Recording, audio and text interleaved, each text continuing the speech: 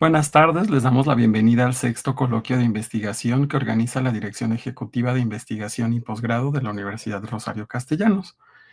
Mi nombre es Ángel Uriel Flamenco Aguirre y seré quien modera esta mesa titulada Perspectivas locales en la conservación ambiental, perteneciente al programa de doctorado en Ciencias de la Sustentabilidad, DCS. Esta mesa está conformada por dos docentes comentaristas a los cuales tengo el honor de presentar. Por un lado, a la doctora Maribel Quesada Cruz, que es profesora e investigadora de la Universidad Tecnológica de Tecámac, con maestría y doctorado en Ciencias Biológicas de la UNAM. Es investigadora nacional nivel 1, es NI 1 con ACID, en áreas de biotecnología ambiental, proyectos de degradación de plumas de pollo y acumulación de metales pesados. Y por otro lado, al doctor Manuel Alejandro Rivero Villar, que es investigador de la Universidad Rosario Castellanos, urbanista por la UNAM, maestro en urbanismo sustentable y doctor en estudios de planeación por la University College London. Su línea de investigación se centra en la gobernanza de la sustentabilidad urbana. Además de los comentaristas, dentro de esta mesa se encuentran estudiantes que presentarán sus avances de trabajo terminal, que en un momento presentaré. La dinámica de trabajo es que cada sustentante tiene un máximo de 10 minutos para realizar la presentación de sus avances de investigación, y una vez que terminen los comentaristas tendrán 10 minutos cada uno para realizar la retroalimentación que considere pertinente. Les recuerdo que en esta modalidad no hay réplica por parte de los estudiantes y que la retroalimentación la deben revisar, analizar y considerar con sus respectivos docentes directores de trabajo terminal. Iniciamos la mesa de trabajo con la presentación de Patricia Enríquez Vázquez, estudiante de segundo semestre, que presentará su trabajo titulado Recuperación de saberes en el manejo del bosque de Magdalena Contreras. Adelante.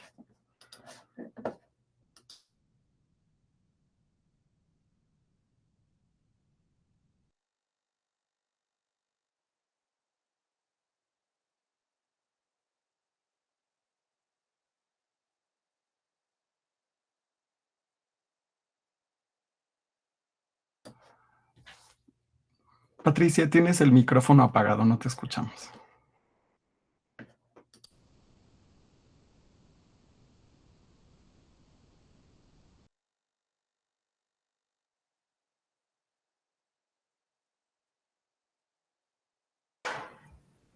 Ay, ok, perdón. Bueno, mi, mi trabajo, perdón, es, ya se me perdió, perdón. Eh, ok, buenas tardes. Yo soy Patricia Enríquez Vázquez. Mi trabajo es recuperación de saberes en el manejo del bosque de Magdalena Contreras. Y bueno, para iniciar, sí me gustaría recordar un poco que México es un país que tiene una gran diversidad biocultural, gracias justamente a la posición geográfica en la que se encuentra y que ha permitido, además junto con su orografía, que ha permitido que exista una gran variedad de ecosistemas, y cada uno de estos ecosistemas ha estado poblado, habitado por diferentes grupos sociales. Cada uno de estos grupos sociales se ha ido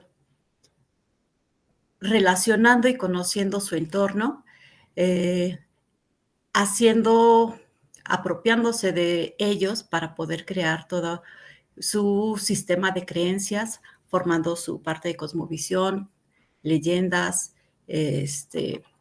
así como aquellos recursos que puedes hacer uso de ellos y cómo manejarlos.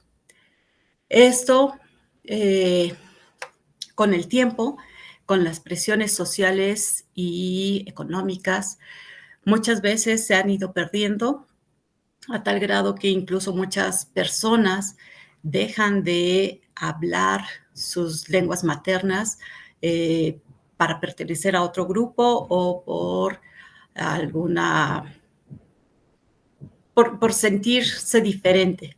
Entonces, eso ha hecho que se vaya perdiendo mucho del conocimiento de estos grupos sociales y que a pesar de eso, todavía hay muchos autores que mencionan que existe todavía mucho conocimiento tradicional y local que es necesario recuperar para poderlo reintegrar a la identidad cultural de cada uno de estos grupos. En el caso de el Bosque de la Magdalena Contreras, es un lugar que ha tenido mucha historia, pero también mucha presión. Es un lugar que se empezó a poblar desde la época prehispánica, primero con los cuicuilcas que huyen a esta zona después de la erupción del Xitle y posteriormente empiezan a llegar grupos otomís, chichimecas, mexicas, pero después, para 1543 más o menos, se empieza a instalar la primera fábrica textil, donde empieza, por un lado, a ocuparse más el agua del río, y además, pues, ejercer presión social, porque mucha de la gente que trabajaba en estas fábricas empiezan a llegar a vivir allá, e incluso mucha gente, pobladores locales, deciden también trabajar en estas fábricas. Posteriormente, para el Porfiriato, se instala la primera estación hidroeléctrica, donde desvían el cauce del río Magdalena para justamente esta estación hidroeléctrica, afectando directamente a la población. Entonces, muchos dejan la parte agrícola y empiezan a buscar otra actividad. Posteriormente, ya a principios de 1900, por ahí 1920, se empieza a identificar que el agua del río empieza a estar contaminando, entonces pues más afectación para la gente que lo estaba consumiendo. Posteriormente, para 1947, el gobierno le otorga a la fábrica papelera Loreto y Peña Pobre el permiso de extraer todos los árboles necesarios para la fabricación del papel. Entonces, se genera una presión más en el bosque. Ya no nada más es la desviación del agua, la contaminación del agua, ahora también es la deforestación. La presión social también empieza a verse más afectada. En 1960, con la construcción del periférico, empieza a ser más accesible llegar a esta zona, entonces mucha gente se traslada a habitar en esta zona. Y para 1980 se reporta que muchos ejidatarios empiezan a vender sus terrenos. Entonces, con esto también la dinámica social empieza a cambiar.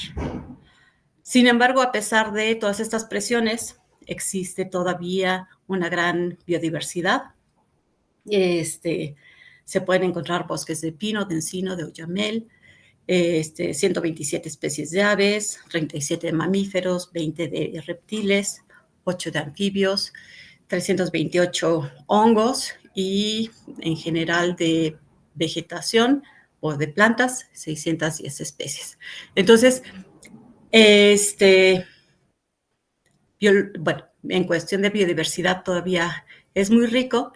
Sin embargo, este bosque pertenece y está repartido en 3 pueblos originarios: Magdalena Atlitic, San Bernabé Ocotepec y San Nicolás Totolapan. Cada uno tiene diferente porción de tierra del bosque. Entonces, pues bueno, realmente se han visto por su espacio de manera separada, por así decirlo, a pesar de que es un mismo bosque. Sin embargo, a pesar de todo esto, los trabajos que hay de la zona por lo general están relacionados o con la biodiversidad o con la calidad del río Magdalena, y no tanto o bueno, no hay sobre la parte cultural. Entonces, esto es lo que realmente me llega, bueno, me genera realizar este trabajo, ver realmente cómo se ha ido cambiando o modificando esta distribución, bueno, no la distribución de la tierra, perdón, sino el manejo y la comprensión. Esto me llevó a realizar 2 preguntas de investigación: cómo se lleva a cabo el cuidado y el manejo del bosque de Magdalena Contreras y qué tipo de conocimiento está involucrado, y por otro, cómo es la apropiación y la relación que tiene cada uno de estos pueblos originarios con su territorio. Bueno, para ello me planteé estos objetivos. Como objetivo general, analizar los conocimientos que tienen los ejidatarios sobre el cuidado y manejo del bosque de la alcaldía de Magdalena Contreras, y como específicos, identificar las prácticas y manejos realizados por cada uno de los pueblos originarios en su entorno y determinar el tipo de relación y apropiación que cada uno de los pueblos originarios tiene de su territorio. Para esto, bueno, lo que voy a realizar es trabajar con los 3 pueblos por separado. Con cada uno voy a solicitar que realicen un mapa comunitario con la idea de que se pueda ver cómo están interpretando y conociendo su espacio, qué percepción tienen, porque también estos mapas nos ayudan a ver cómo están percibiendo y cómo están reconociendo su propio territorio. El calendario biocultural, con la idea de conocer las prácticas que realizan anualmente y poder identificar la época o el mes en el que ocurren. Estas principalmente que sean relacionadas con el bosque, aunque, bueno, sabemos que hay fiestas y festividades que hay rituales que son muy importantes para las comunidades y que es necesario también considerar. Y por otro lado, una línea de tiempo comunitaria para poder identificar aquellos eventos que sean importantes en la historia local, en la historia de cada uno de estos pueblos originarios, en torno al bosque, que marquen un punto importante y poder comprender entonces, uniendo de la línea de tiempo de los 3 pueblos, uniendo los mapas y los calendarios bioculturales, tener un panorama general de lo que está pasando culturalmente en el bosque de la Magdalena Contreras, y poder con esto reintegrar o volvernos a que se vuelvan a apropiar de su propia identidad, de sus conocimientos y su cultura. Y bueno, por el momento, eso es todo. Muchas gracias. Agradecemos la presentación, maestra Patricia, y comenzamos con la ronda de retroalimentaciones. Gracias. Doctora Quesada, adelante. Sí, gracias. Buenas tardes a todos. Bueno, como que tengo comentarios tanto en la parte, digamos, desde la parte de ortografía, que creo que es importante en cualquier documento que ustedes plasmen, hasta la parte de contenido. A lo mejor así rápidamente, en el documento que a mí me enviaron, yo les recomiendo mucho que hagan revisión renglón por renglón de las puntuaciones. Por ahí se les van puntos, comas. Las citas bibliográficas traten de homogeneizarlas como se lo solicitan en su universidad. Entre un documento y otro que yo revisé vi diferencias, entonces ya no supe como que cuál cita bibliográfica estaba bien o cuál estaba a lo mejor no bien. Entonces, mis recomendaciones desde la parte que ustedes entregan en un documento, pongan como mucha atención No importa aunque sea un seminario, un coloquio o que sea el documento final. Pues por ahí vi, por ejemplo, en tu documento, Pati, vi, por ejemplo, un et al con el punto al final y un et punto y al y sin el punto. Entonces nada más es una situación de puntuación o de ortografía que pareciera ser que no es importante, pero creo que es bastante importante. Y también la justificación de los textos da una muy buena impresión cuando justifican un texto, ¿no? Y si no está justificado, pareciera ser que lo hicieron a la rápido. Es un poquito de situaciones de formatitis. En cuanto a contenido, tengo una recomendación grande, yo creo, en tu documento, en el objetivo general o principal que le llamaste, dices el qué, pero no dices el para qué. Normalmente redactamos los objetivos con el qué, cómo y o para qué. A veces no se puede poner el cómo, a veces no se puede poner el para qué, pero sí al menos el qué y el cómo, o el qué y el para qué. Y creo que en tu caso, en tus objetivos, sí se puede poner el para qué. Están muy ricos tus objetivos, está muy interesante el trabajo. Realmente yo no conocía algo así de la Ciudad de México, porque yo soy del Estado de México, pero me pareció muy importante y necesario tu trabajo. Entonces, sugiero que pongas el para qué. También en los objetivos específicos no parecen objetivos específicos, es una línea nada más donde dices, por ejemplo, identificar las prácticas y manejo que realiza cada grupo ejidatario de su entorno. Podrías poner el cómo o podrías enriquecerlo con el para qué, y en los otros también podrías enriquecer. Eso es en cuanto a contenido. También en cuanto a el contenido y el título me confundí un poquito. A mí me gustaría saber nada más así rápidamente si en la palabra bosque tú incluiste también flora y fauna, porque nos pasaste ahí en tus diapositivas la parte de flora y de fauna, o únicamente te vas a dedicar a buscar los saberes con respecto a los árboles y arbustos que incluyen el bosque. Esa es una pregunta más que para poder recomendarte algo. Lo estoy viendo más como ecosistema, o sea, no tanto por especies. Pero completo. Sí, completo. Completo. Sí. Ah, ok. En algún momento yo te recomiendo, si en algún momento puedes poner en la parte de la justificación o en algún lugar o incluso en los objetivos, si puedes acotar esa parte. Porque a veces pensamos bosque y pensamos en los árboles y en los arbustos, ¿no? Nada más. Pero a lo mejor tú incluyes flora y fauna. Y si es flora y fauna es un mundo, es mucha información a lo mejor y tendrías que considerarla en tus entrevistas. Esa es mi pregunta también. En la parte de tus entrevistas tienes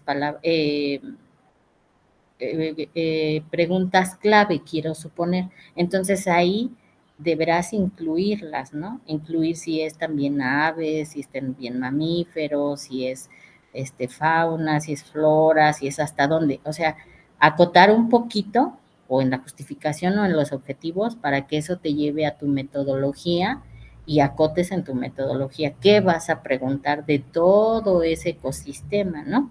Sería mi recomendación. Y la última sería, en cuanto a la revisión documental que nos dijiste al final, o que viene al final en tu documento, ¿cómo la debes o te gustaría realizarla, esa revisión documental?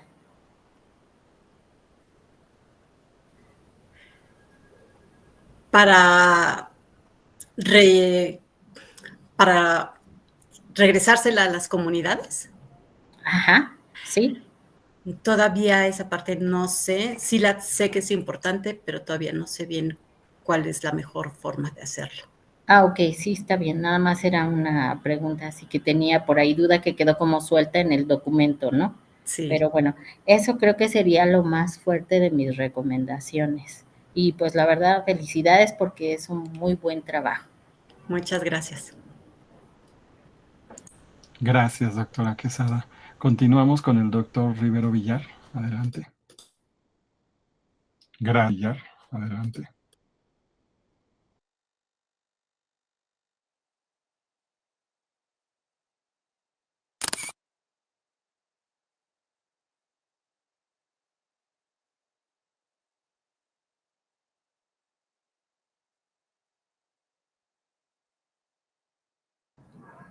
No escuchamos, no escuchamos.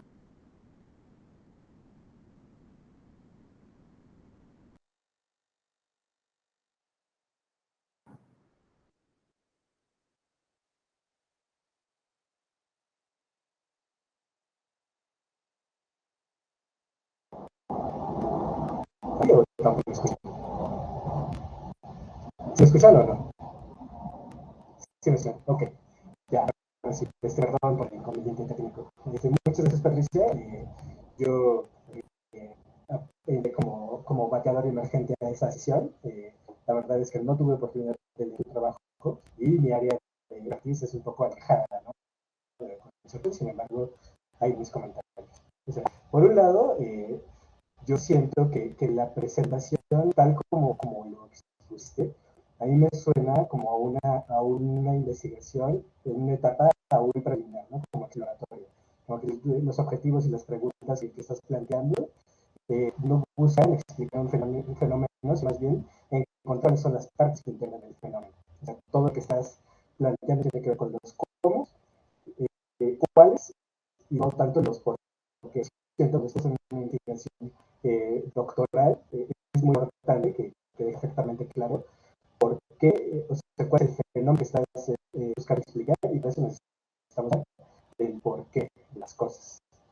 Por el otro lado, me parece pues coincido con Mario en el sentido de que está claro por qué es realmente tu investigación en ese momento. O sea, obviamente es relevante.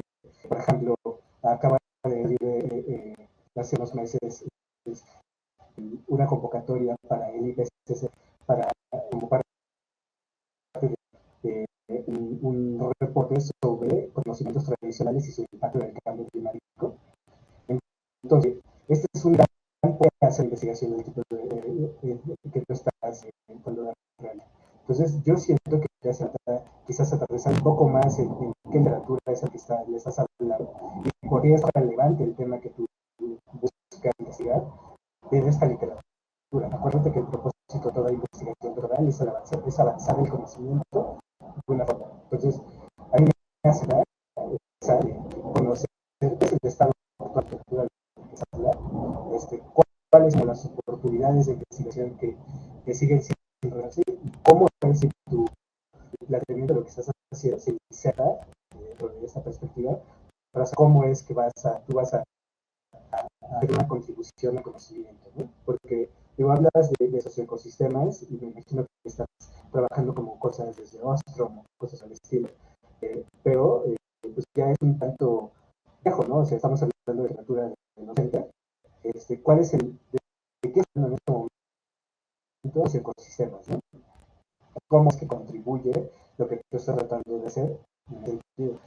Ahora, por otro lado, a mí me pasa, no sé, tiendo a ser como urbanista, totalmente ignorante de los ecosistemas, como un tanto escéptico alrededor pues, de los conocimientos tradicionales, como que me suena muy ambiguo, muy etéreo, tratar de entender cosas que al menos a mí me suenan del pasado, cómo es que se fueron dando, se presentaron, comportan, y cómo es que tú sabes que esa distinción de los conocimientos tradicionales, que en verdad son tradicionales, de verdad vienen informados desde el pasado, y por qué importan los científicos.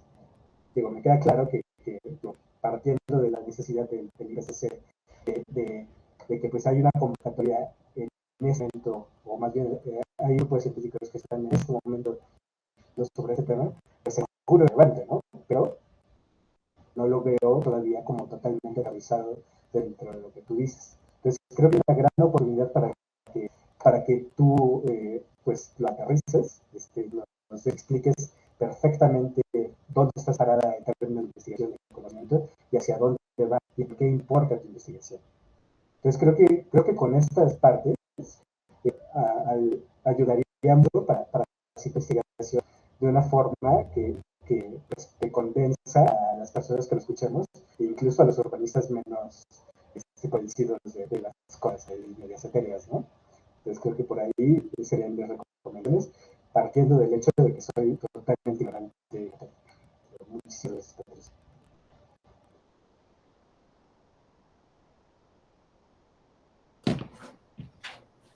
Muchas gracias por su Gracias. comentario. A continuación, Gustavo Jiménez Velázquez, estudiante de segundo semestre, presentará su trabajo titulado La percepción como el concepto central en la conservación de las serpientes, una aproximación a través del monitoreo comunitario participativo en el suelo de conservación de la Ciudad de México. Adelante. Hola, ¿me escuchan? Sí, claro. Sí. Ven mi primera diapositiva, ¿cierto? Cierto. Ok. Bueno, buenas tardes. Gracias por estar aquí. Les voy a presentar este trabajo. Bueno, está en proceso, ¿no? Se llama La percepción como concepto central en la conservación de las serpientes, una aproximación a través del monitoreo comunitario participativo en el suelo de conservación de la Ciudad de México. Y mi plática tiene estos componentes: introducción, preguntas de investigación, objetivos, hipótesis, metodología, calendario de actividades, y les voy a dar un adelanto de lo que estoy haciendo del estado del arte.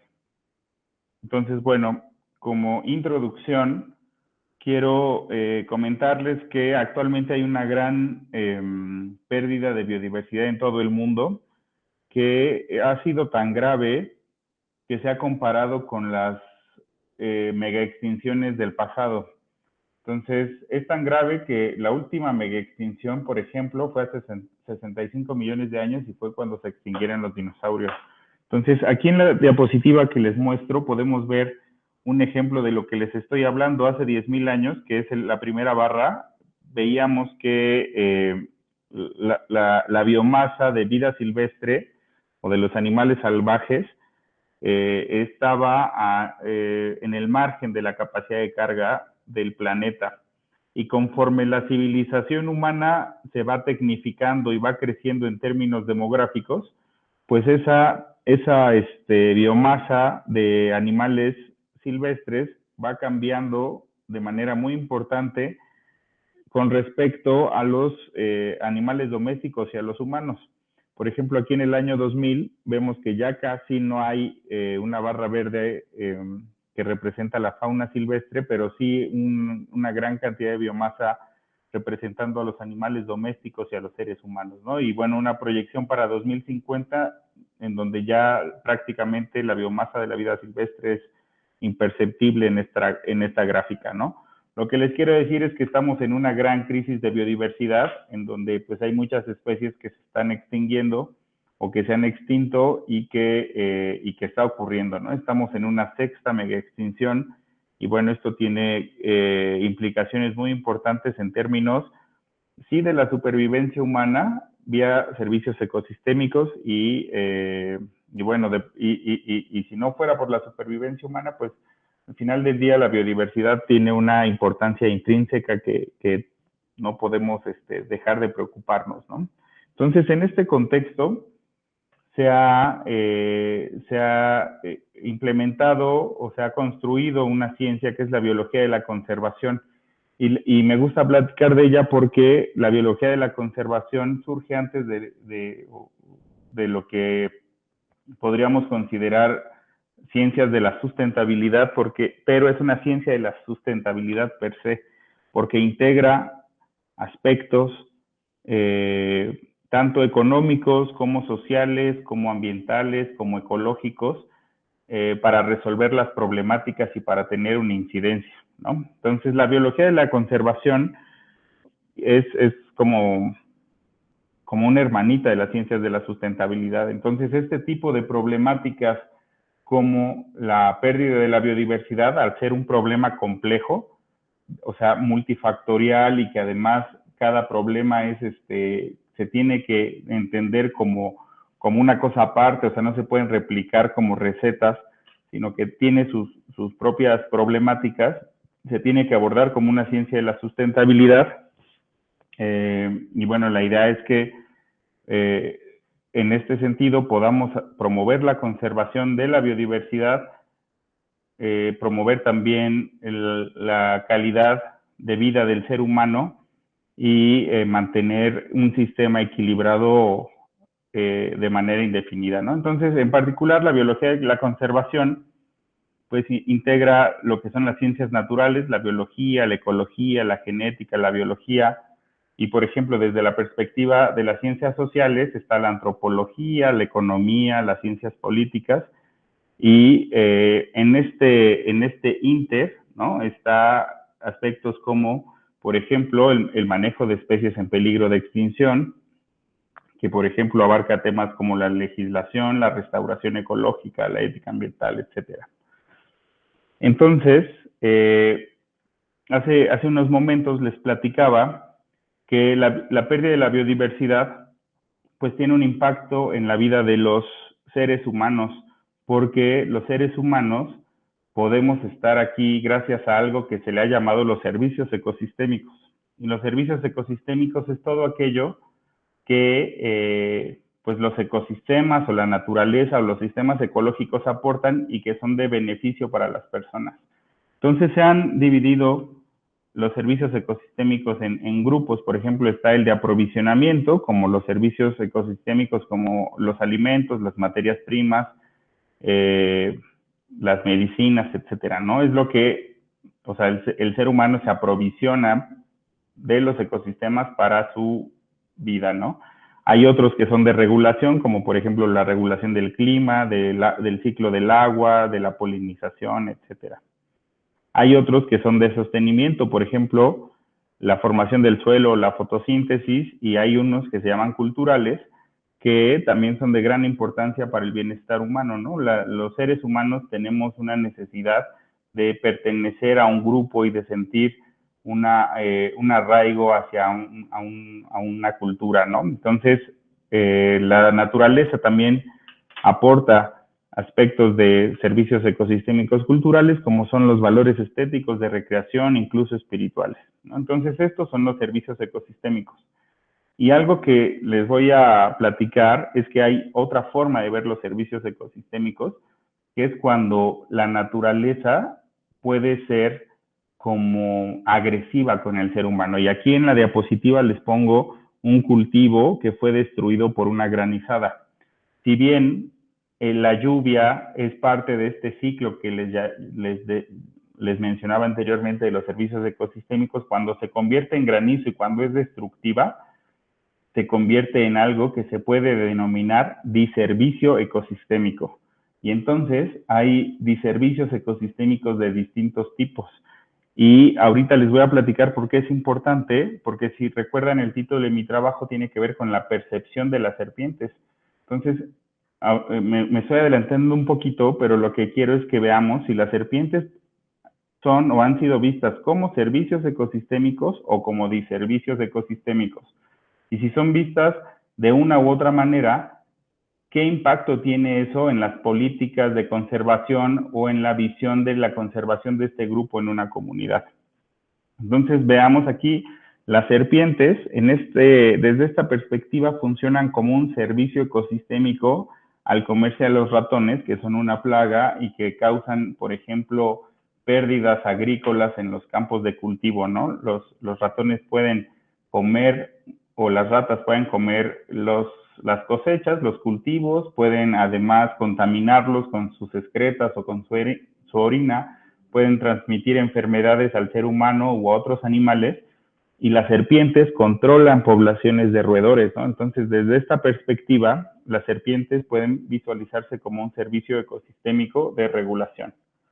Por otro lado, en México, en Mesoamérica, y específicamente en la Mesoamérica prehispánica, las serpientes fueron probablemente el símbolo más encontrado y más replicado en todas las culturas. Vamos a encontrar serpientes en culturas desde la cultura maya, las culturas del centro de México, las culturas, por ejemplo, incluso si vamos más hacia el sur, ¿no? Como hasta la zona del Amazonas, vamos a encontrar que la serpiente es uno de los símbolos que más comúnmente se encuentra asociado en los sitios arqueológicos, en los códices, y esto es porque tiene un valor cultural importante, ¿no? Sin embargo, esto no ha sido así siempre. O sea, si bien en la época mesoamericana prehispánica la serpiente fue un símbolo de fertilidad de la tierra, fue un símbolo de prosperidad y de conocimiento, actualmente esta visión de las serpientes se ha modificado un poco, ¿no? Entonces, en la siguiente diapositiva les muestro un graffiti reciente que de alguna manera retoma como el significado de las serpientes, haciendo alusión a las culturas prehispánicas. Entonces, aunque han habido 500 años de un cambio radical de ver a la serpiente, me refiero al momento del contacto y de la conquista, hoy por hoy se ha empezado a retomar el simbolismo de la serpiente en otra dimensión, ¿no? O con otra connotación, más bien positiva en vez de negativa. Pero como les comentaba, a partir de la conquista, las serpientes fueron percibidas pues de una manera diferente. Entonces, la percepción de las serpientes por las personas tiene dos componentes. Por un lado, tenemos el componente evolutivo. Los seres humanos reaccionamos hacia una serpiente de manera temerosa o con precaución, de primera instancia porque a lo largo de nuestra evolución humana, pues convivimos con serpientes, ¿no? Entonces, esta convivencia con serpientes nos dejó una enseñanza que no es una enseñanza cultural, sino más bien me refiero a algo innato, algo del comportamiento, en donde somos precavidos con las serpientes, ¿no? Porque sabemos que las serpientes pueden ser peligrosas para el ser humano y para otros animales. Sin embargo, con aspectos religiosos, pues este miedo se convirtió en un concepto, pues ya que poco tiene que ver con el peligro real, sino más bien con una fobia, ¿no? Entonces, vean, por ejemplo, aquí pongo una imagen que encontré recientemente en Facebook, en donde pues se hace alusión a la serpiente como un ente maligno, ¿no? Entonces, les comentaba que en el periodo mesoamericano prehispánico, la serpiente pues era un símbolo de todas las religiones mesoamericanas, y cuando llega el conquistador hace más de 500 años, pues trae otra idea muy diferente a la serpiente, y entonces eso crea que en estos ya más de 500 años pues haya una suerte de impronta sobre el significado, lo que ha derivado en que hay dificultades para promover la conservación de este grupo y de su hábitat. Entonces, queremos utilizar el monitoreo comunitario participativo para identificar si es posible cambiar la percepción que puedan tener las personas sobre las serpientes a una percepción más positiva, porque pensamos que si hay una percepción positiva sobre las serpientes, pues podemos promover acciones de conservación. Entonces, les voy a platicar qué es el monitoreo comunitario participativo. El monitoreo, pues es justamente cuando la comunidad organizada se encarga de hacer un estudio programado y sistematizado de la biodiversidad, ¿no? Monitoreo comunitario participativo de la biodiversidad. Entonces, ¿esto qué quiere decir? Que van a ser los mismos como... Y disculpa la interrupción, Gustavo. Sí. Ya llevamos 13 minutos. ¿Puedes ir concluyendo, de favor? Ah, sí. Ok. Bueno, les platico rápido. Lo que buscamos es entender la percepción social de las serpientes y cómo influye esto en la conservación. Y para esto, lo que vamos a hacer es, pues vamos a hacer dos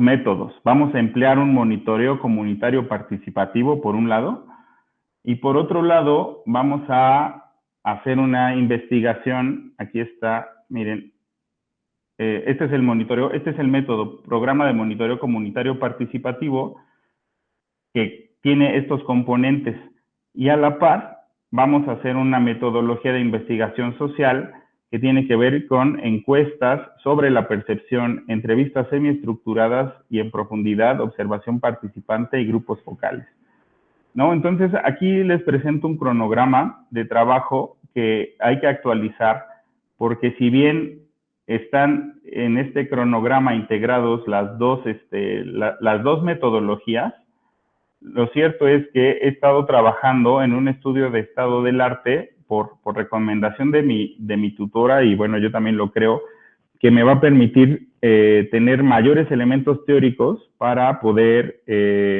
realizar la actividad en campo, ¿no? Entonces, el estado del arte tiene que ver con cuál es el concepto de la percepción, si la percepción es social o comunitaria, y cuál es el contexto histórico y cultural de la percepción de las serpientes en México, con 3 horizontes históricos, ¿no? La Mesoamérica prehispánica, la Nueva España y el México moderno. Y bueno, es todo. Gracias. Gracias por la presentación. Comenzamos con la ronda de retroalimentaciones. Doctora Quesada Cruz, adelante. Sí, gracias. Bueno, las recomendaciones también para ti, Gustavo, igual que tu compañera, de cuestiones de formatitis que parece que no son importantes. Por favor, revisen muy bien sus citas bibliográficas. Ahí creo que tienes una introducción bonita, se entiende, pero faltan algunas citas bibliográficas en algunos textos, ¿no? Por ejemplo, ahí cuando hablaste de las situaciones de las grandes, ¿cómo le llamaste? Las pérdidas de biodiversidad, ¿no? Las grandes 5 mega extinciones, por ejemplo, pues si quieres nombrarlas o algo, pero poner las citas bibliográficas, el sustento bibliográfico. Y también en tus diapositivas, ¿por qué no? Poner el sustento bibliográfico sería interesante. También las citas bibliográficas hay que homogeneizarlas, y eso es de formatitis. Y en el caso del contenido, tu objetivo general, también le estaría faltando el para qué. En los objetivos específicos me parecen bien. Hay un objetivo específico, el 3, que me inquieta mucho y es el que quisiera como darte la recomendación. En tu objetivo 3 dices proponer métodos y estrategias de monitoreo comunitario participativo que permitan recrear este estudio de caso. Mi pregunta es, o mi recomendación es, ¿realmente son métodos plural y estrategias plural, o podrías acotar y decir un método con diferentes estrategias, ¿no? Porque si tú dices métodos, entonces significa que vas a proponer más de un método. Entonces, a lo mejor sería muy amplio tu trabajo. A mí me parece pertinente que sea quizás un método, pero con diferentes estrategias, ¿no? O algunas estrategias. También, en el caso de cuando tú hablas de la percepción que tienen, hablas muy bien de, o sea, son a lo mejor depredadoras de ratones, y una parte cultural sumamente importante que no puedes dejar a un lado. Igual en tu estado del arte hablas mucho de la parte cultural, pero mi recomendación también es desde el punto de vista aplicativo. Las serpientes consumen ratones y se perciben como depredadores y como un bienestar, pero también ellas sirven de alimento para alguien. Entonces creo que por ahí podrías también como decirle a las personas que no nada más es que consuman ratones, sino también algunas aves, algunos mamíferos, etcétera, viven de comer esas aves y todo está en equilibrio. O sea, sirven para el equilibrio ecológico y como parte de la cadena trófica. Eso sería súper interesante, ¿no? Que lo pudieras ampliar, no nada más la parte cultural. Y la otra recomendación también es, de eso mismo, ¿qué tanto pudieras poner como la parte aplicativa? Casi todos los proyectos se quedan en ciencia básica, en observar qué hay, en tratar de conservar y hasta ahí. Pero nunca vemos la parte aplicativa. No sé qué tipo de serpientes haya en esos lugares en donde tú vas a monitorear, Pero, por ejemplo, hay algunas serpientes que se están utilizando para algunos medicamentos. Obviamente, si les decimos ahí a las personas se las van a querer acabar, ¿verdad? Pero que ellos vean la importancia que tienen ese tipo de serpientes. Por ejemplo, ahorita hay una investigación muy fuerte en la UNAM sobre veneno de coralillo, ignoro si hay ahí coralillo o alguna especie, para hacer un anticonceptivo para hombres. Entonces, que la gente perciba que no nada más es me como los ratones y ya, regulo poblaciones y regulo insectos, sino también quién me come a mí como serpiente y estamos en equilibrio ecológico.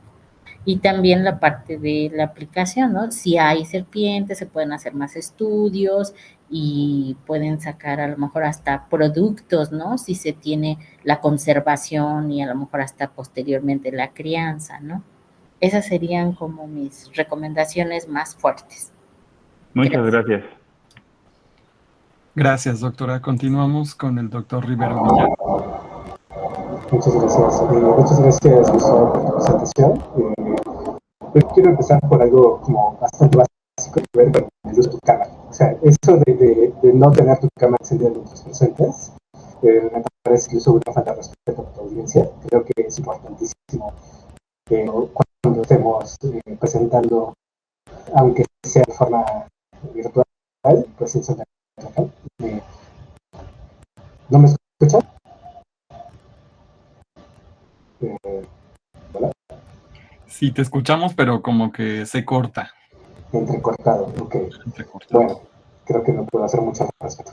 Pero bueno, creo que igual, siento que a mí, igual que muchos de tus compañeros, me parece que no queda perfectamente claro por qué es que estás haciendo esta investigación dentro del doctorado de Ciencias de la Sustentabilidad. Creo que cuando leemos, por ejemplo, a Robbins y compañía, definen qué es una ciencia de la sustentabilidad, lo definen utilizando ciertas características, ¿no? Como que es interdisciplinario, que tiene una orientación a tu investigación, tiene una de problemas, requiere de la participación de múltiples actores, necesita de un análisis multiescalar, tiene que tener un enfoque de resiliencia y de adaptabilidad, o sea, entre otras cosas. Entonces, creo que me gusta mucho tratar de ver cómo es que la investigación se inserta dentro de una doctorado de ciencias de la sustentabilidad, porque desde mi perspectiva parece solamente una investigación de conservación y no tanto de ciencias de la sustentabilidad, a pesar de que la conservación forma parte de una de las líneas de investigación relevantes para la sustentabilidad.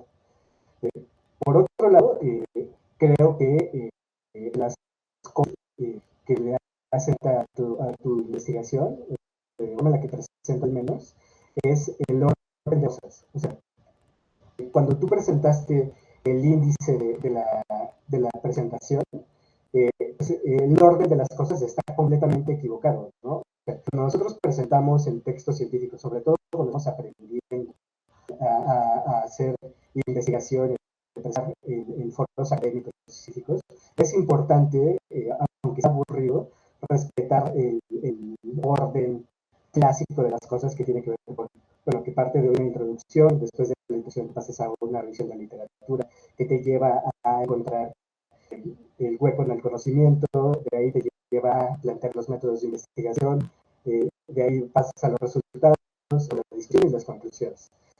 Tú eres completamente entremezclado, desafortunadamente no llegamos a ver la totalidad de tu presentación, pero lo tienes completamente entremezclado y la forma de presentar, de tener sí, de presentar la información resulta inadecuada para que los expertos la entendamos completamente. Yo sí te sugeriría no ponerte tan creativo en esta parte y pues tal vez ser un poco más aburrido y respetar como las normas académicas por acartonadas que suenen, porque sí nos ayuda a los espectadores a entender. Por el otro, pues sí, también esto de que hayas planeado una presentación de 10 minutos con una diapositiva, evidentemente no fue adecuado. Quizás para el futuro sea necesario pues, que te lo replantees y busques presentar solamente las cosas que son súper necesarias para que se entienda tu investigación y no todo irte por las. Y digo, para mí esos serían como los componentes como fundamentales para que lo pueda entender, ¿no? Partiendo del hecho de que pues, no sé nada de conservación, pero sí sé un poco de ciencias de la sustentabilidad, ¿no? Entonces, creo que sí soy capaz de ver cuando una investigación sí es de ciencias de la sustentabilidad y cuando es de una única disciplina, ¿no? Entonces, creo que quizás una de las críticas que podamos hacer a las ciencias de la sustentabilidad es lo difícil o quizás imposible de realizar tal como lo que sus proponentes principales, ¿no? Siguiendo estos 7 principios básicos de Keynes. Entonces, pero sí siento que la responsabilidad tenemos como investigadores es quizás al menos llegar a decir dónde es que estamos limitados para poder abordar los temas con la complejidad que requieren las ciencias de la sustentabilidad y hacer una reflexión al resto. Porque, digo, me queda claro que Gustavo Jiménez es una única persona y no tienes quizás tantas personalidades con tantas carreras y disciplinas en tu cabeza, que por supuesto te imposibilitan entenderlas desde una perspectiva multidisciplinaria. Pero sí es necesario que al menos reflexiones al respecto. Y creo que yo me quedaría con esto y voy a tratar de conseguir otro micrófono. Muchas gracias. Gracias. Muchas gracias por sus comentarios. A continuación, Jonathan Víctor Jesús Hernández Torres, estudiante del segundo semestre, presentará su trabajo titulado Problemática ambiental de la cotorra argentina en socioecosistemas urbanos. Adelante. Ay. Sí, nada más ¿Puedes dejar de compartir, por favor, Gustavo?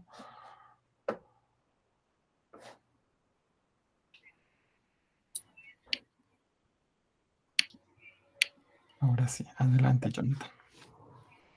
Hola, pues mi trabajo es problemática ambiental de la cotorra argentina, Miapsita monacus, en socioecosistemas urbanos.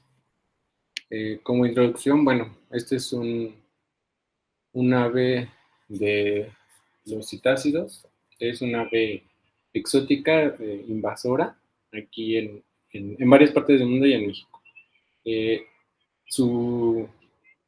Su estatus dentro pues, del territorio es que a veces se libera por gente que las tenía en cautiverio, como mascota o incluso en algunos zoológicos, ¿no? Entonces, se ha notado que hay daños a las infraestructuras por su gran capacidad reproductiva, ¿no? Su alta tasa de reproductividad. Entonces hace que aniden en donde pues ellas puedan y hay daños en infraestructura, por ejemplo, en cuestiones de la electricidad, ¿no? En postes, etc.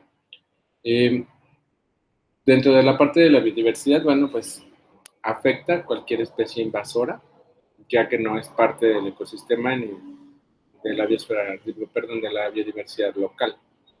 Entonces, esto también hace que pues haya esta pérdida de biodiversidad al momento de que desplaza, pues hay esta movilidad de especies y por lo tanto hay una pérdida, ¿no? Tanto en el nivel de genes como en el nivel de especies. Y pues bueno, también se ha visto que pues provocan enfermedades, las propagan, ya sea a las especies nativas o residentes que llegan aquí, de otras aves e incluso pues algunos otros organismos. Como antecedentes, bueno, lo hice muy sintético. Hay una larga lista de literatura sobre algunos estudios de la cotorra desde el 99 hasta el 2022. Todas ellas presentan pues, aportaciones valiosas para mi trabajo. Sin embargo, la mayoría, bueno, están orientados a los censos poblacionales, en donde se les ha visto, en donde pues anidan, y principalmente en cuestiones de cultivo, por ejemplo, estudios en la Universidad de Chapingo. Pero también otros estudios versan en estos parásitos sanguíneos que que presentan esta especie y que transmiten a otras especies, ¿no? A otras especies de aves, incluso a otras especies como mamíferos, por ejemplo, las ardillas, porque sabemos hay ardillas arborícolas en la Ciudad de México, entonces por eso. Y pues bueno, aquí en la zona metropolitana ya hay indicadores con base en estos trabajos de estos censos, en donde nos dan un alto impacto, ¿no? La cotorra y su establecimiento dentro de la zona metropolitana, y principalmente en la Ciudad de México, pues tiene un alto impacto porque hay muchos núcleos de colonización. Tenemos bastantes áreas verdes e incluso pues áreas en donde ellas pueden estar anidando.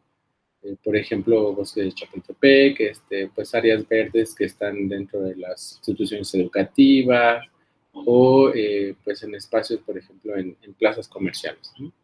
Ya que pues ellas presentaban en un inicio un alimento herbivoría, comían semillívoros, ¿no? Eran semillas, frutas, sin embargo, bueno, ya comenzaron a modificar esos hábitos y ahora pues también insectos, gusanos e incluso pues ya son totalmente omnívoros y comen comida, ¿no? De desechos que se encuentran en la basura, ¿no? De fruta, sándwich, etcétera. O sea, ya comen lo que haya. Entonces, con base en toda esa revisión de la literatura y todo esto, fue como empezamos al hablar de empezamos, me refiero con mi tutorio, pues a ver todas estas problemáticas, ¿no? Entonces, una problemática, la principal, pues es el crecimiento poblacional de manera exponencial, ¿no? Y este crecimiento exponencial pues, se da también por factores antropogénicos, o sea, porque la gente misma les da alimento. Otra es pues estas alteraciones biológicas altera las interacciones que hay entre las especies nativas o residentes que de manera natural pasan y se van, o las que ya habitan allí, pues se ven alteradas todas esas interacciones, ¿no? Por esta especie, porque altera todo, quita espacios, etcétera. Justamente por el otro punto, ¿no? Esa transformación del hábitat por sus aspectos etológicos. Ellas viven en parvadas, son parvadas grandes, de más de 10 individuos, hacen los nidos muy grandes, empiezan a desplazar a todas estas especies. Entonces van quitando espacios, ¿no? Estos hábitats, y ellas van también pues quitando nichos ecológicos a otras especies. Entonces, pues hay ahí ya una alteración. Y pues lo principal es esto de la transmisión de enfermedades por los xenoparásitos, porque infectan a las especies residentes, algunas con valor porque son endémicas o residentes de aquí de la ciudad o incluso de México, ¿no? Entonces, una de las preguntas la pregunta de investigación, pues es justamente ver esto, de cómo afectan estos parásitos sanguíneos de la cotorra argentina a la propagación de enfermedades a las especies nativas e incluso a los humanos, y proponer esa estrategia de mitigación, ¿no? en estos socioecosistemas para mantener un equilibrio ecológico, ya que también existe un artículo en donde habla que la cotorra argentina propagó la gripe aviar a humanos, ¿no? Entonces, por eso es de que nos atrevemos a ver esta parte para saber qué hemoparásitos tiene, principalmente, y el objetivo principal pues es ¿no? Estas propagación de enfermedades a las especies que ya están aquí. Entre los objetivos, bueno, pues es primero realizar ese monitoreo en 4 zonas de la Ciudad de México, que es la zona oriente, poniente, norte y sur, para poder identificar poblaciones en donde están, si son grandes, pequeñas, en donde hay más población, ¿no? Establecer esas áreas de distribución entre sus conductas en las interacciones, porque sabemos que, bueno, a México, la Ciudad de México principalmente pues, está dentro de la zona de transición de las 2 regiones biogeográficas, entonces pues sí es muy evidente la división de los climas. Entonces no son las mismas especies que se encuentran en el norte o al sur de la ciudad, por eso es ver estas interacciones que tienen. Como segundo objetivo, pues es identificar estos parásitos para nosotros proponer esa medida de control, ¿no?, de la propagación de estas enfermedades que propaga la cotorra argentina, pues a las especies nativas o residentes. Y finalmente, elaborar este programa de educación ambiental como estrategia para la mitigación a la población, ¿no? O sea, decirle a la población, sí es bonita el ave y vamos a cuidarla, pero ten cuidado porque mira, al momento de que la gente le da de comer y todo esto, pues ellas tienen un potencial más grande para seguirse reproduciendo y pues están dañando ya tanto a los ecosistemas urbanos como al desplazamiento de estas especies, ¿no?, que se encuentran aquí, que son nativas o residentes. Entonces, dentro de eso, pues la justificación es eso, ¿no?, contribuir a la mitigación de las perturbaciones en los ecosistemas mediante ese análisis biológico de las especies invasoras, principalmente con las enfermedades, porque ya se ha reportado justamente que sí están contagiando a otras especies. Por ejemplo, el Turdus palliatus, que es una especie endémica de México. Entonces, pues bueno, también por mantener este censo actualizado, el último que yo tengo registro fue en 2022. Ya han pasado pues 2 años, entonces vamos a, no es hacer el censo exhaustivo, quiero aclarar, simple y sencillamente es en las áreas de estudio que yo voy a realizar, en la zona oriente allá en el Bosque de Aragón, en la zona norte por el CCH Vallejo, en la zona poniente del Bosque de Chapultepec y en la zona sur pues la REPS ahí en Ciudad Universitaria. Entonces, dar a conocer todas estas cuestiones para concientizar a la población de mantener, no estarles pues sí, dándoles alimento o ese tipo de cosas, porque se reproduce muy rápido y pues tiene efectos en la biodiversidad de nuestra ciudad. Especies pues que son raras, justamente como el Pyrrhocephalus rubinus, por ejemplo, y también ya se ha notado que lo desplaza, ¿no?, por ellos ocupar estos espacios, las cotorras. Entonces los otros pajaritos pues se van y ellos tienen un valor porque el Pyrrhocephalus rubinus es una ave rara, entonces tiene un valor en la biodiversidad, ¿no?, porque también es endémico de México. Dentro de la metodología, bueno, primero es identificar estas áreas de estudio. Estas son las áreas de estudio que nosotros estamos trabajando. Ya se comenzaron a hacer los monitoreos, por ejemplo, en el Bosque de Aragón, aquí en el CCH Vallejo. Es un trabajo muy arduo porque pues son grandes extensiones de terreno y pues hay que estar caminando y observando y contando, y entonces pues sí es un poco pues tedioso y cansado, ¿no? Sin embargo, pues bueno, vamos avanzando en estos monitoreos para identificar más o menos, sacar promedios de abundancia y ver justamente cómo se dan las interacciones con otras especies. Ahí mismo pues va la observación y monitoreo y también identificar esas interacciones antropogénicas, ¿no? O sea, cómo la gente, la población en general, promueve que la especie pues se siga reproduciendo y siga teniendo ese crecimiento poblacional. O sea, ¿qué es lo que hace la gente? ¿Qué le da de comer la gente? ¿Cómo actúa la gente? Y entonces, pues también es importante para nosotros identificar eso, porque no sabemos también si la comida esté contaminada o algo por el estilo, y pues también ahí nosotros estamos provocando que propaguen más enfermedades, ¿no? Y para ello, bueno, pues se va a hacer la identificación de los hemoparásitos a través de pues, el trabajo de laboratorio. Se van a realizar la captura de algunos ejemplares, al menos 1 o 2 ejemplares de cada una de las áreas de estudio. Ya se hizo todo el trámite ante la Semarnat. Sin embargo, bueno, pues no hay ningún problema porque dentro de la Ley General de Vida Silvestre, pues está este reglamento de los citácidos, pero esta, como es una especie invasora, no está dentro, entonces, pues, digo, el permiso ya se tiene, pero la misma Semarnat, pues, dio la recomendación que pues no había problema. Evidentemente no es matar a todas las especies, se justificó el cuántos ejemplares, para qué los vamos a querer y todo esto, por eso es que ya está justificado, bueno, al menos de manera gubernamental y legal, del por qué se van a recolectar 2 o 3 individuos, ¿no? Por cada una de las áreas de estudio para identificar si tienen los mismos hemoparásitos o no. Y asimismo ver qué tipo de enfermedades son las que provocan estos hemoparásitos.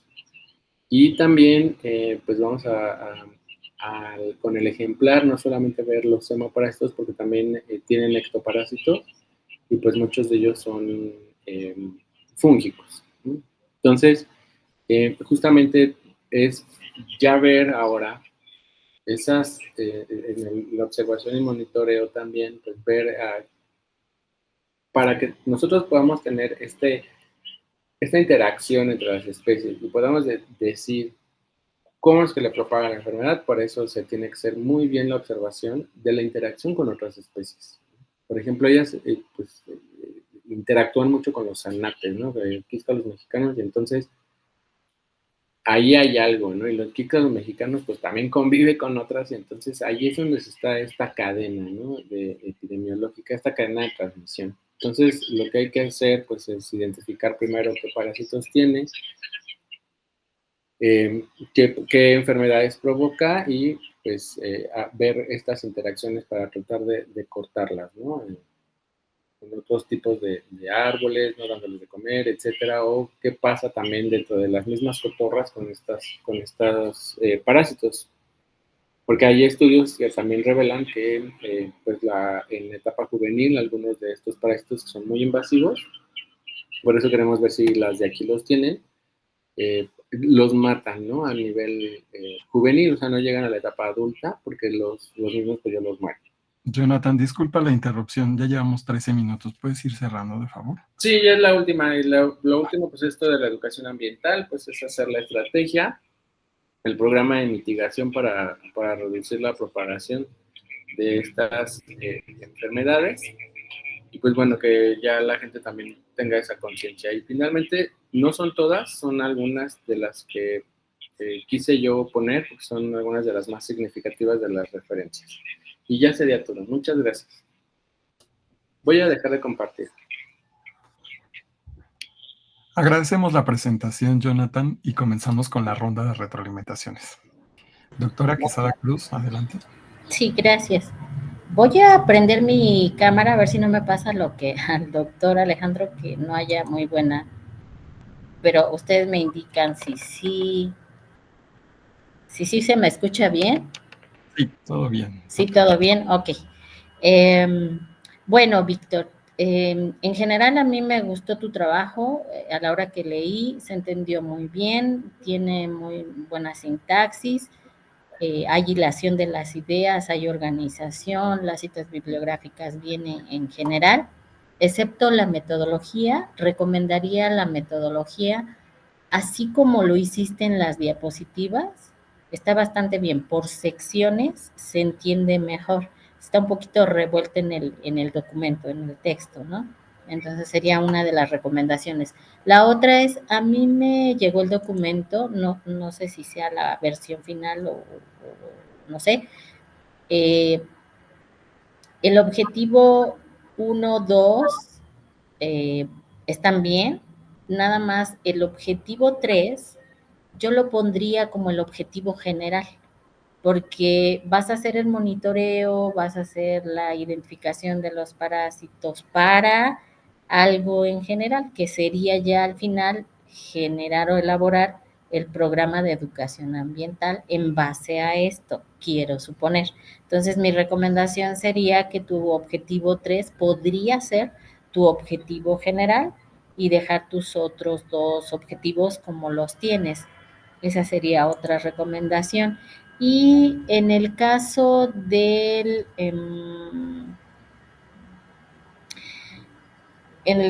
objetivo 2 de la identificación de los parásitos, yo creo que en general tu trabajo es demasiado amplio. 1, en el objetivo 1 no tengas miedo, a menos de que tus asesores te digan que no, puedes poner específicamente los lugares donde se va a hacer el muestreo. Puedes acotar ahí, ¿no? Porque la palabra algunos, pues pueden ser muchos, ¿no? ¿Cuántos? 10, 20, no sé. Entonces, si especificas ahí cuáles, está bastante bien. Ese es por un lado. Y yo siento que es muy amplio tu estudio. Podrías como acotarlo un poquito con tu tutor o tus asesores. Y en el caso del objetivo 2, que es la identificación de los parásitos, también es demasiado extenso. Tú mismo lo dijiste, o sea, son hematoparásitos, ectoparásitos. Podría quedar a lo mejor no irte hasta la identificación, ¿no? Porque la identificación, ¿hasta dónde?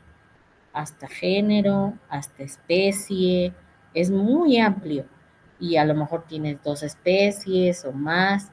Podría ser a lo mejor primero ver si sí tienen algunos parásitos y podrían dejarlo como el inicio para otros estudios, es mi recomendación. Yo creo que está bastante grande, bastante fuerte el estudio.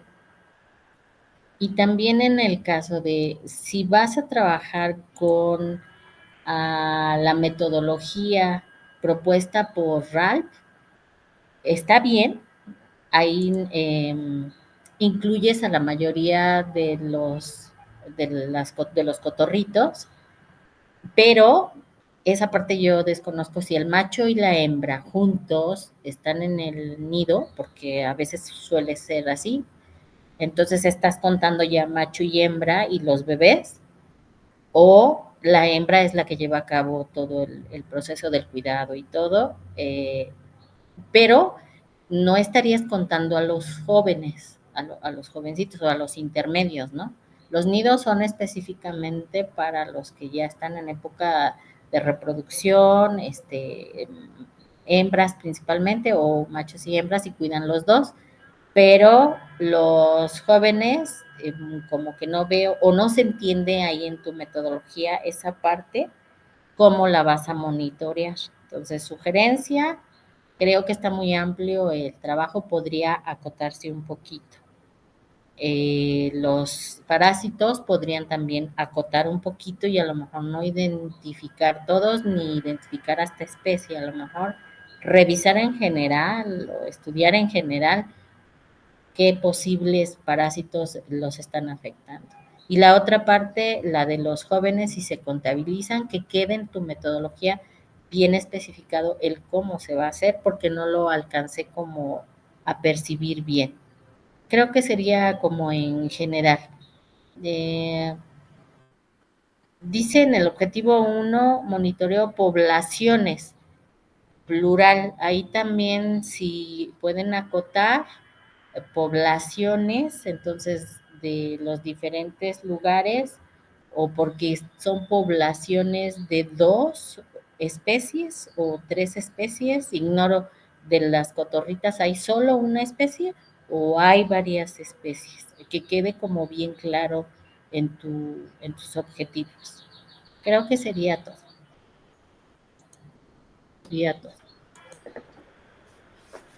Gracias, doctora. Continuamos con el doctor Rivero Villar. Adelante.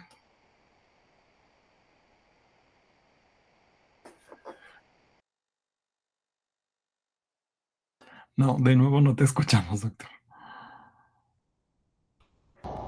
¿Me están escuchando?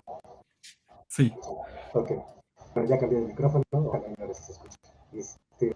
Pues igual, Nathan, gracias por la presentación. De la misma forma que con Gustavo, diría que a pesar de que tú veas aquí, es importante que visites tu cámara en estos entornos, aunque sean virtuales, sí es importante ver al interlocutor. Porque de otra forma, tipo, al menos yo me como de entender. Sí necesito una cara para entender lo que se está diciendo. Y pues bueno, pasa, también es estos temas que yo no manejo. Sin embargo, creo que también me queda la duda de lo que estás proponiendo es verdadera contribución al movimiento USA, o es solamente un tema exploratorio, que incluso en esas disciplinas que yo trabajo, dejar perfectamente claro dónde está el estado de la arte de cosas, es en la literatura, y que es con muchísima claridad lo expresas de forma explícita, dónde es que está la pregunta, el área de oportunidad de la investigación, en el área de conocimiento en el que vas a en esto pues, me suena como muy exploratorio, ¿no? Como ver qué parásitos suena quizás desde perspectiva totalmente ignorante de estos estudios, muy, muy, muy liado, ¿no? Yo quise entender qué es lo que está desarrollando, qué es que estás empujando pues los límites de la ciencia, que de eso se trata, no se trata de replicar otras metodologías que ya exploradas y no desarrollar, ¿no? Empujar el estado de la conocimiento. Entonces, eso, junto con, igual que con el caso anterior, pues el hecho de pues a mí me suena mucho tu investigación como una sola, ¿no? No entiendo por qué lo que estás proponiendo investigación de ciencias de la sustentabilidad, que se nuestro mucho mayor para entender eso, ya de cómo se inicia la investigación dentro de esta perspectiva disciplinar que siento que algo es una ciencia realizada en el grado, ¿no? Pero sí es algo que vale la pena, ya que estás cursando un doctorado en ciencias de la sociedad. Entonces, por ahí irían mis comentarios. Desafortunadamente yo no te puedo criticar todo lo demás, ni te puedo orientar, pero sí te puedo dar como el lado de que escucha pues su audiencia, ¿no? En mi caso, pues me quedo corto con lo que transmites. Quizás una de las cosas que se hace reforzar es pues hablar a audiencia mucho amplia. O sea, estás hablándole quizás a gente de parásitos y como cosas quizás, pero estamos en un foro diverso universitario en el que todos deberíamos entender lo que es así, a profundidad. Y, entonces creo que por este lado también podría ser un esfuerzo pues de explicar las cosas de una forma más, pues más práctica, a que no somos especialistas, ¿no? Sobre todo volviendo al punto de en un doctorado de ciencias de la sustentabilidad, que no todos vamos a hablar muy bien. Entonces, digo, es algo que es a casi todos los estudiantes en los que de la televisión. Pero eso, perdón por la materia, pero pues muchas gracias. Muchas gracias por sus comentarios, doctor. A continuación, Elizabeth Mirna Romero Berti, estudiante del cuarto semestre, presenta su trabajo titulado Caracterización y análisis del financiamiento internacional para la conservación de la biodiversidad de México, otorgada por el GEF del Marco de Sistemas Socioecológicos. Adelante. Hola, gracias. Buenas tardes. ¿Me escuchan bien ahí? Sí, todo bien. Muchas gracias. ¿Ya ven la presentación? Así es. Muchas gracias. Bueno, antes de comenzar con mi exposición, sí me gustaría pedir de favor, dado los problemas técnicos que presenta el doctor Alejandro, si es posible que nos comparta o me pueda compartir por el chat estos comentarios, porque la verdad sí se entrecorta mucho, casi no le he entendido a lo que ha expuesto y no me gustaría perder pues sus valiosos comentarios que puedan ayudar o aportar a mejorar mi trabajo. Muchas gracias. Bueno, ya lo mencionaba, el título es Caracterización y análisis del financiamiento internacional para la conservación de la biodiversidad en México, otorgado por el Fondo para el Medio Ambiente Mundial desde el marco de los sistemas socioecológicos. Mi docente director de tesis es el doctor Benjamín Ortiz Espejel. Bueno, aquí, no avanza. No sé si ustedes ven si avance, perdón. No No, vemos. ¿verdad? Ay, a ver. Ahí ya avanza, pero creo que ya no la ven, ¿verdad? Sí, todavía no vemos tu presentación. Perdón.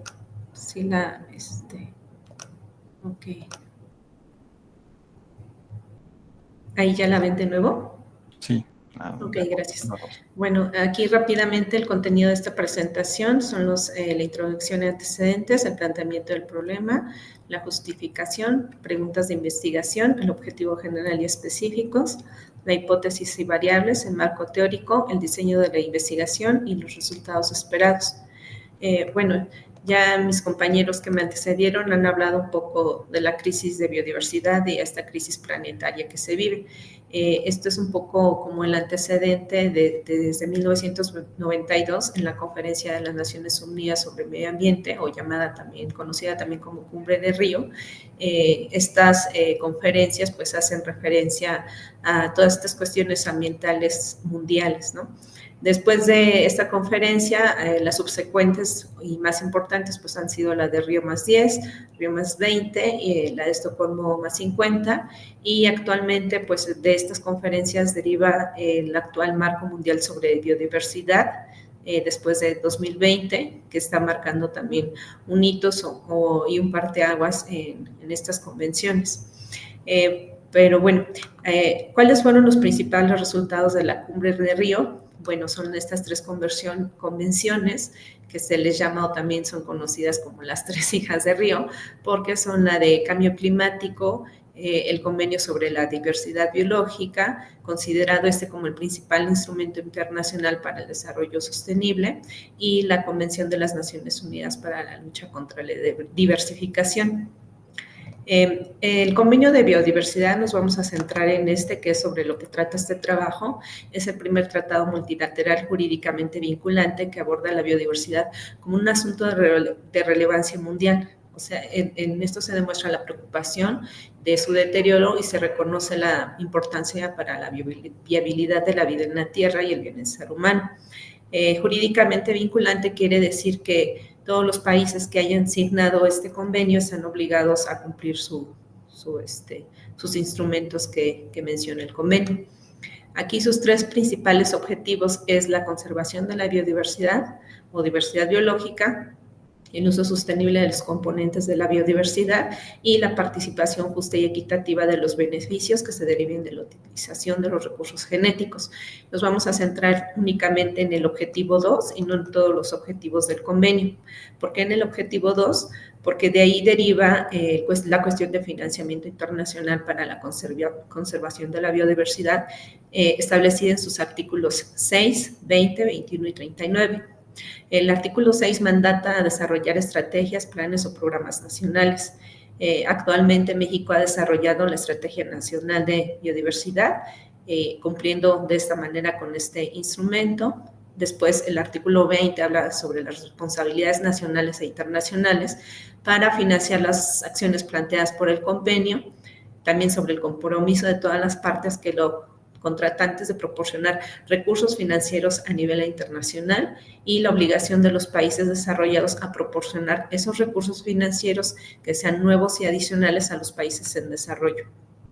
El artículo 29 habla sobre el establecimiento de un mecanismo financiero para el convenio, que es precisamente el GEF, o el Fondo para el Medio Ambiente Mundial, y designa a este mecanismo, en su artículo 39 lo designa como su mecanismo financiero.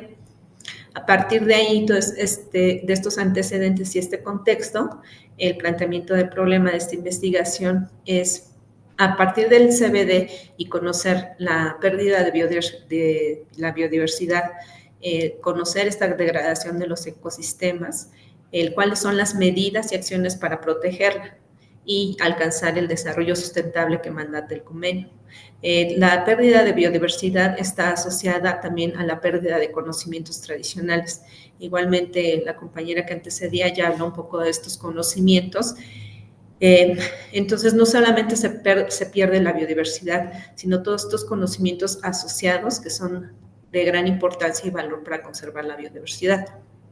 Es por ello que uno de estos instrumentos importantes para conservarla, pues es el financiamiento. Definitivamente, si no se cuentan con recursos económicos o financieros para afrontar de alguna forma esta pérdida de biodiversidad, pues poco se va a lograr en estas acciones y medidas para protegerla.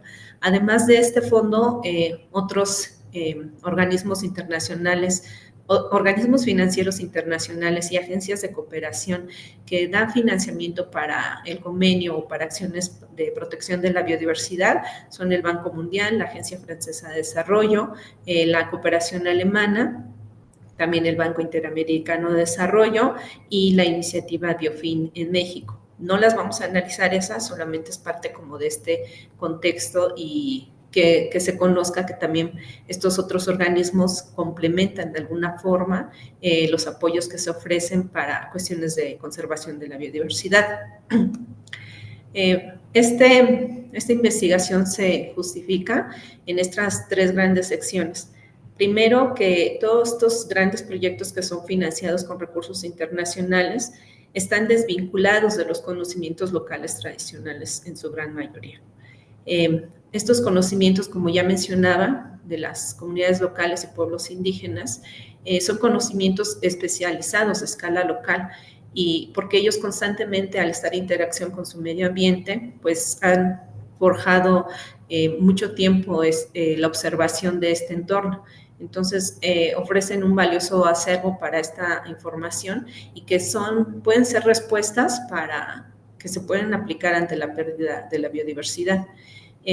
Y también, bueno, pues la utilidad de esta investigación es generar datos útiles para que los organismos financieros y estas agencias de cooperación establezcan líneas de acceso al financiamiento que sea de alguna forma más directa para estas comunidades locales, porque siempre hay intermediarias entre el financiamiento que ofrece el GEF para que se baje a acciones de conservación de la biodiversidad. Existen agencias implementadoras. Entonces, estos recursos no hay forma de que puedan acceder directamente las poblaciones locales y las comunidades locales y pueblos indígenas. Entonces, esta investigación se busca aportar estos lineamientos o criterios para estas agencias que son los encargados de dar este financiamiento y que finalmente o a largo plazo se puedan considerar en la formulación de políticas públicas y para los tomadores de decisiones. Las tres principales preguntas de investigación, tienen que ver con una línea de tiempo del Fondo para la Biodiversidad, Fondo Mundial para la Biodiversidad, Fondo del Medio Ambiente para la Conservación de la Biodiversidad, el GEF. Entonces, aquí esta pregunta es si este financiamiento internacional otorgado por este mecanismo financiero para la conservación de la biodiversidad en México, en sus reposiciones 5 a 8, se ha realizado desde el marco de sistemas socioecológicos de Ostrom. Las reposiciones son los periodos en los que salen convocatorias de este fondo para aplicar para esos recursos. Estas convocatorias salen cada 4 años y se establece como un monto tope para el país. A través de estas convocatorias, México hace propuestas de proyectos que son analizadas y una vez que son aceptadas se presentan ante el GEF. La otra pregunta de investigación tiene que ver con los conocimientos tradicionales y la implementación de actividades de conservación. Si estos proyectos que son financiados por el GEF en sus reposiciones 5 a 8 han incluido el conocimiento tradicional de estas poblaciones en la implementación de actividades orientadas a la conservación de la biodiversidad. Y la otra pregunta tiene que ver con este financiamiento internacional. Si se ha diseñado desde el GEF con esquemas accesibles de forma directa para las poblaciones locales y pueblos indígenas en proyectos que son enfocados a la conservación de la biodiversidad. El objetivo general es caracterizar y analizar el financiamiento internacional para la conservación de la biodiversidad de México, otorgado por el GEF y su aplicación en las reposiciones 5 a 8 desde el marco de sistemas socioecológicos de Ostrom. Como objetivos específicos, es caracterizar y analizar este financiamiento desde el marco de Ostrom y si se ha diseñado, diseñado para la conservación de la biodiversidad a nivel internacional y cómo ha sido su aplicación en México en este periodo de reposiciones que ya mencioné, que abarca un periodo de 12 años.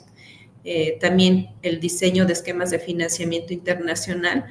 En este contexto, pues bueno, describir cómo ha sido este diseño del GEF a fin de establecer si contiene esquemas accesibles para las poblaciones indígenas y comunidades locales en los proyectos enfocados a la conservación de la biodiversidad.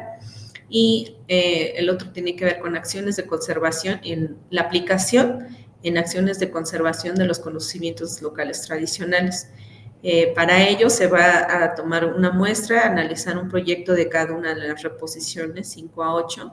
Se va a analizar si si cada uno de estos proyectos tiene un enfoque o se ha planteado bajo el marco de sistemas socioecológicos de Ostrom y que tenga como componente principal o dentro de algunos de sus componentes, si han considerado a las comunidades locales e incluido sus conocimientos en estas acciones de conservación. Y finalmente, bueno, se busca aportar elementos y ofrecer las bases para elaborar una propuesta de lineamientos para el contexto mexicano que incluya a las poblaciones locales y pueblos indígenas para que se accedan de una forma más directa a este financiamiento, ya lo mencionaba, y con el nuevo enfoque del marco de Kunming-Montreal.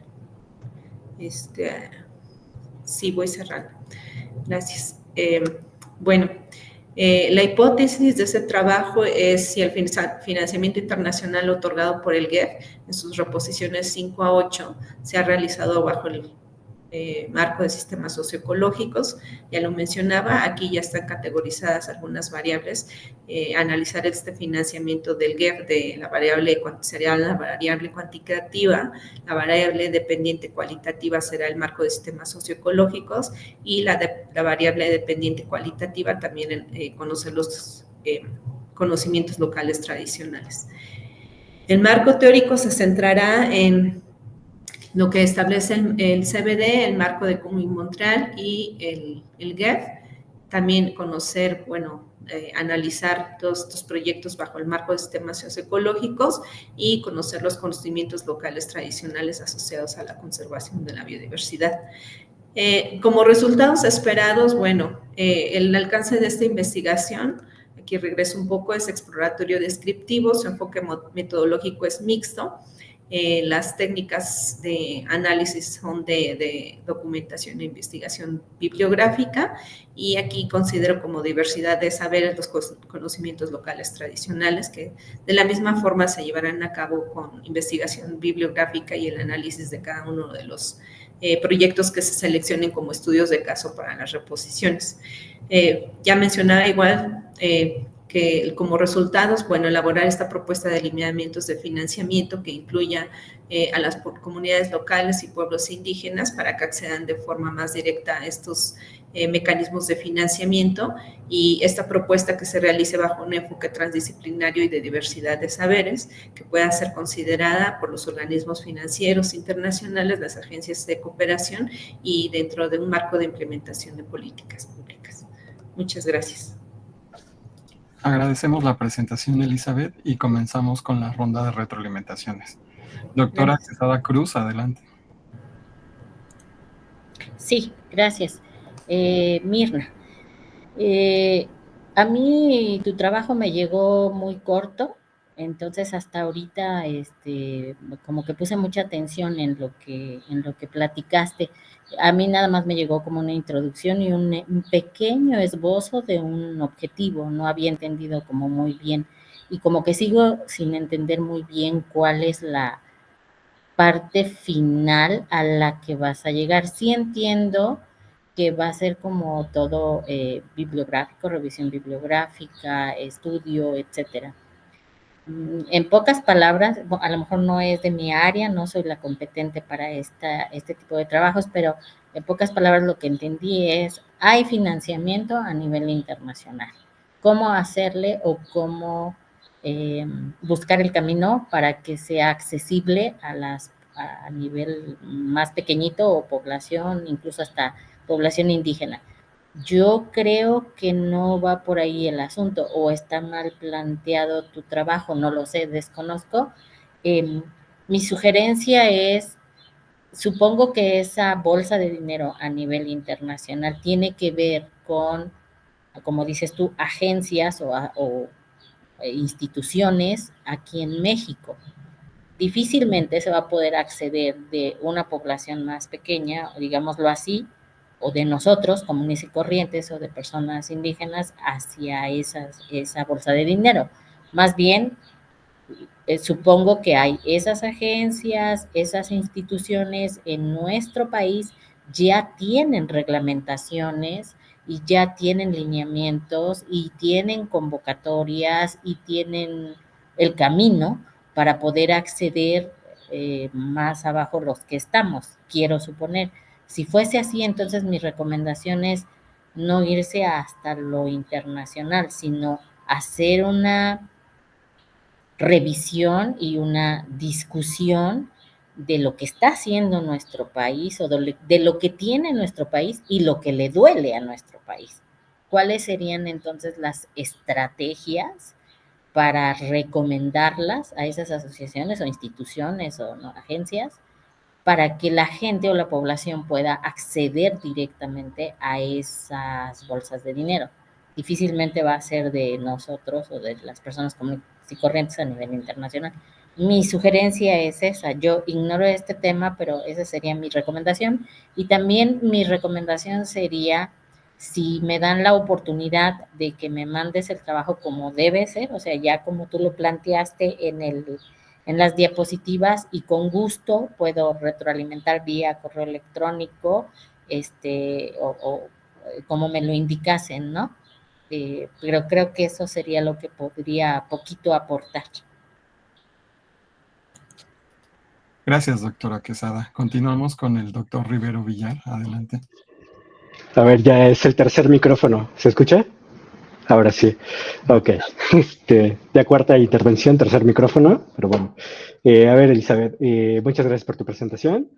Yo tengo, pues, también varias dudas, ¿no? Varias dudas que tienen que ver, primero, sí con la pertinencia del trabajo, como que, pero por el otro lado, pues el enfoque teórico y su conexión con el tema de estudio. O sea, por un lado, planteas que vas a contrastar los esquemas de financiamiento internacionales con el marco teórico de Ostrom, pero digo, yo sin conocer los sistemas de financiamiento internacionales, te preguntaría, y digo, no espero que me lo respondas ahora, pero te preguntaría, si el objetivo de estos sistemas de financiamiento es eh, seguir los planteamientos de Ostrom, y si no es así, entonces estás haciendo un análisis injusto de estos sistemas financieros de financiamiento internacional. O sea, si el objetivo inicial no es seguir como esta estrategia socioecológica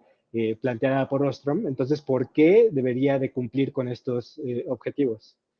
Entonces, quizás el enfoque teórico de tu esfuerzo de investigación tenga que ver más con dónde está parada la discusión actual alrededor del financiamiento de la conservación. ¿Cuál es la pertinencia de los sistemas financieros internacionales en la conservación local? Porque digo, actualmente pues tenemos una discusión bastante profunda sobre pues, la financiarización de absolutamente todo, incluso de la naturaleza, y por qué deberíamos pues, de entenderla desde la perspectiva de la que tú lo estás planteando. Entonces siento que hay como una disonancia cognitiva entre tu marco teórico, tu tema de investigación. Ahora, siento que no has planteado aún, igual que el resto de tus compañeros, pues el estado del arte de las cosas, ¿no? Como dónde está una discusión pertinente alrededor de los sistemas de financiamiento de la conservación, cuáles son las preguntas que se están haciendo actualmente y por qué el caso que tú planteas puede aportar a avanzar el conocimiento en esta materia. Creo que si logras como articular estas cosas, nos puede quedar a nosotros como audiencia mucho más claro de por qué quieres hacer esto. Por el otro lado, cuando tú planteas que tu metodología es simplemente pues bibliográfica, pues yo te diría, híjole, es un poco corto como para un doctorado. O sea, creo que sí se requiere un esfuerzo mayor de incorporar evidencia empírica para contrastar lo que tú estás buscando. El tipo de evidencia empírica que tú vas a tener que recolectar va a tener que ver necesariamente con el marco teórico que tú vayas a tener que desarrollar para responder a las preguntas de tu investigación. Y en ese sentido, pues esa es la guía que te lo da, ¿no? Yo siempre digo pues que la parte fundamental, o sea, el cimiento de toda investigación necesariamente es el marco teórico, y desafortunadamente en este momento, pues yo veo un marco teórico más bien endeble, que sí se requiere reforzar a profundidad, y quizás tú estás muy casada con Ostrom, pero a la mejor hay otras rutas de literatura que te puedan servir más para informar el tipo de investigación que tú estás tratando de plantear, que te puedan ayudar ahora sí a hacer a salvar este puente de la disonancia cognitiva que yo veo en este momento entre el marco teórico y tu problema de investigación. Luego, cuando tú planteas hipótesis de investigación, pues yo te diría, quizás no es tan adecuado en este tipo de investigación plantear hipótesis. O sea, las hipótesis pues suelen estar más relacionadas con una investigación científica como más dura, o sea, que viene de una tradición más positivista, y lo que tú estás planteando tiene más que ver con una investigación cualitativa. Entonces, en la investigación cualitativa contemporánea no necesariamente necesitamos hipótesis que podamos contrastar y que podamos probar o descalificar, sino más bien lo que necesitamos es un aparato crítico suficientemente robusto para podernos orientar a contestar una pregunta de investigación relevante. Entonces, yo la sugerencia fundamental que te haría es, pues, construye un marco teórico mucho más robusto que te ayude a entender lo que tú quieres, ¿no? Que tiene que ver con el conocimiento tradicional en la conservación y la parte del financiamiento, que son como dos vertientes distintas que en este momento no sabemos por qué deberían de unirse, y si es el planteamiento original de los sistemas financieros, bueno, que otorgan los financiamientos para la conservación, si todas estas cosas forman parte de su iniciativa, ¿no? de su propuesta inicial y del por qué dan financiamiento o cómo dan el financiamiento. Entonces, también, igual que el resto de tus compañeros, yo te diría, pues trata de explicar un fenómeno y no tanto, pues, o sea, sí, o sea, lo que te trato de decir es, busca intentar responder una pregunta de por qué y no tanto cómo. Los cómo salen de las preguntas del por qué. Eso es lo que sí te ayuda como a avanzar el conocimiento. Lo que ahorita estás planteando, a mí me suena todavía en una etapa exploratoria, que le hace falta robustecerse para hacer una contribución significativa a la ciencia, que es de lo que se trata un doctorado.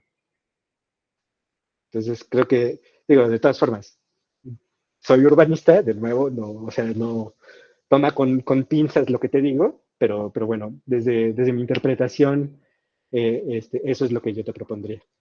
Pero muchas gracias. Gracias, doctor.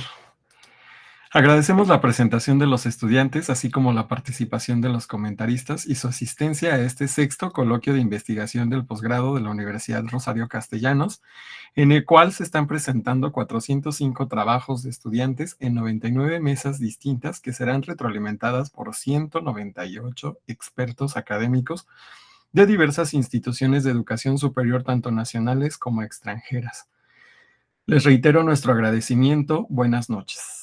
Otro modo de ser humano y libre, otro modo de ser.